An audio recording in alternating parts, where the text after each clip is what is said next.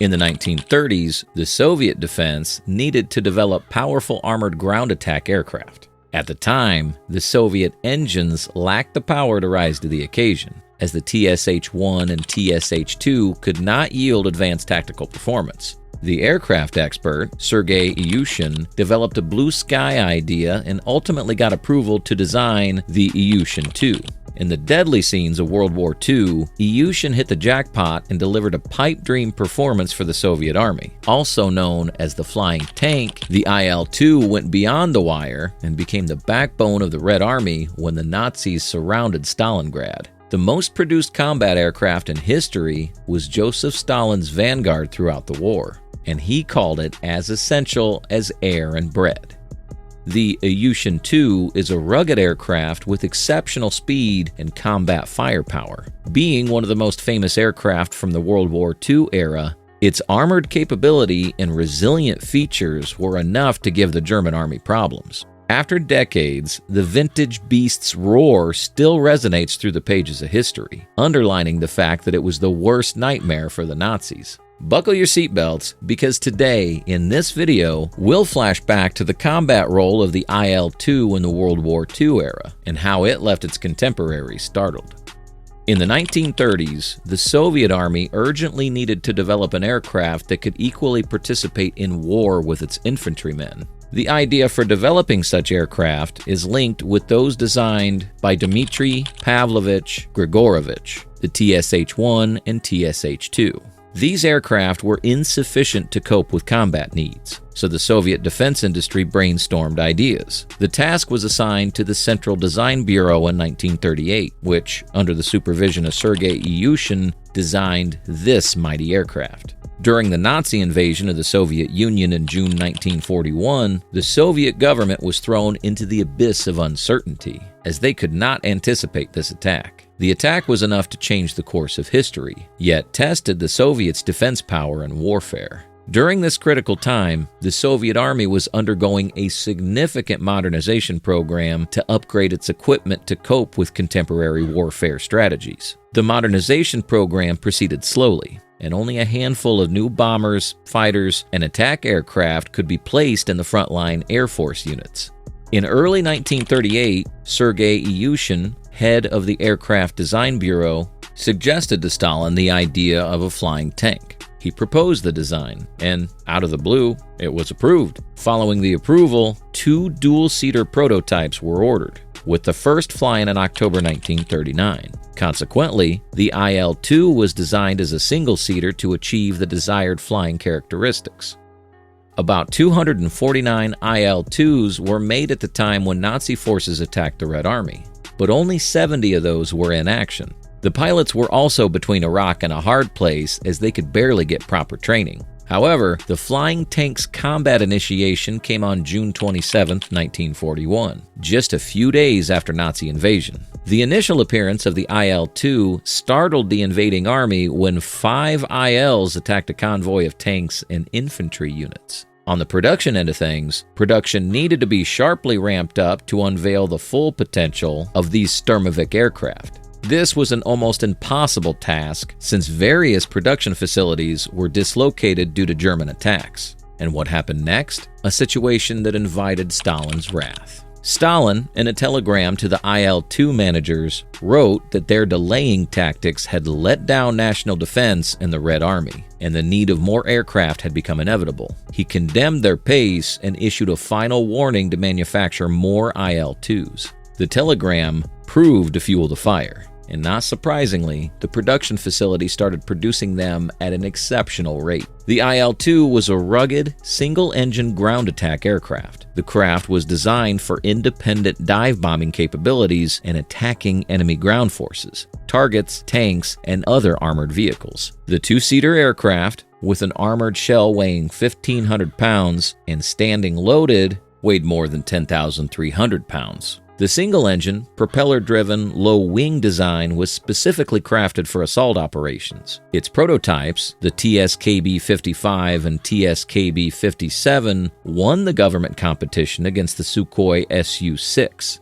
IL-2 carried the legacy of the forward fuselage design of the World War I-era Imperial German Junkers but designed to tackle heavyweight problems. During wartime, the single-seat design did not satisfy an IL-2 pilot, who wrote directly to Stalin that a gunner behind the pilot was needed to repulse Nazi fighters, which sought to target the aircraft. As a result, the plane was once again redesigned in 1942 as a two-seater. Following exceptional flight tests, the type was ordered into production. Up to 31,000 Sturmovik were produced throughout the war, more than any other combat aircraft in World War II. It was the epitome of feasibility in its mixed wood and metal construction. The technicalities were kept much simpler so relatively unskilled workers could work on them. As an aircraft, it was the miracle of human rationale and an outstanding achievement. The most important feature that stood out was its strength and robustness during combat operations. The forward fuselage, protecting the IL-2's fuel system, radiators, and crew station, was entirely made up of armor plate, enabling the aircraft to absorb attacks and damage. This resilience added height to its design, and despite battle damage, it could be seen flying and fighting the next day. Technically, maintenance personnel could repair the steel armor in the field, thus proving flexibility in the design. This feature enabled the Soviet Army to operate from primitive forward airfields. This aircraft played a pivotal role during the Nazi invasion of the Soviet Union.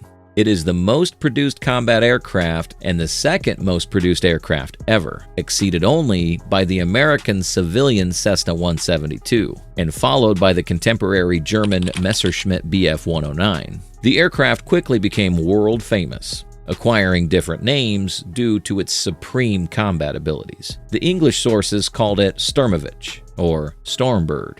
The IL-2 pilots called it diminutive Ilyushin, and infantrymen called it Hunchback, the Butcher, the Flying Tank, or Flying Infantrymen. The aircraft eventually acquired a NATO reporting name, Bark. The Flying Tank's exceptional performance became the worst nightmare for the Germans, who nicknamed it Bettenflugzeug, meaning concrete plane, as it was a daydream for them to shoot down this armored vehicle with a machine gun or 20mm cannon. With the ability to operate at much lower altitudes, the IL-2 co-pilot was specifically designated for operating rearward firing machine guns. In his memoir, one of the IL-2 pilots, Yuri Kukrikov, mentioned that it was an excellent aircraft capable of carrying 1,200 pounds of bombs, 8 rockets, and 300 cannon shells. The veteran also admired its wings and resilient concrete design, which equally protected the engine and fuel tank. Other veteran Soviet pilots said that they used to open carbon dioxide canisters in case the fuel tank was hit, filling the empty spaces in the tank. Similarly, if a bullet could pierce the body, the sealer would fill the hole and result in no combustion. Despite several outstanding characteristics, the flying tank was not a wonder weapon. The main problem was its inaccurate attacks. This led to the Soviets massing IL-2s for successful attacks. Moreover, the Sturmovik's heavy weight hindered its ability to carry heavy bombs for attacking ground troops. Putting these limiting factors aside, the IL-2 was effective against transport vehicles and logistical units, including soldiers and supplies. Several IL-2 pilots won a specific place in the pages of history. Among them was an incredible female pilot, Senior Lieutenant Anna Yegorova, who flew 243 missions in the Sturmovik. She won the Gold Star of Hero of the Soviet Union in late 1944 after German troops imprisoned her. Another pilot, Lieutenant Colonel Nelson Stopayan, flew 239 combat sorties and destroyed 53 ships, 8 tanks, 600 armored vehicles, and 27 aircraft. This man of steel, after getting attacked by aircraft fire, was seriously wounded and steered his plane into a German warship. Nevertheless, the end of World War II marked the end of the era of the IL-2. The plane was proven to be the most reliable and effective weapon for Russian infantry and became the ugliest beast for German infantry. War veterans believed that the flying tank was as effective as Katyusha rocket systems and as incredible as the T-34 tank. The IL-2 was in fact proven a butcher, but only 2 of them exist today. One in the wings of Victory Foundation in Moscow, and the other in the Flying Heritage Museum in the US. Their scarcity is a token of the deadly Nazi invasion on the Eastern Front. The flying tank is a forerunner of today's A-10 Warthog, developed by Fairchild Republic for the US Air Force. The Stormbird also carried its legacy to its successor variants, including the Ilyushin IL-10 and 16. Several Sukhoi Su variants, the Eurofighter Typhoon, and the Dassault Rafale. War veterans believe that the outcome of the war could have been something else if the Soviets did not have any IL-2s at all. What's your opinion? Let us know in the comment section.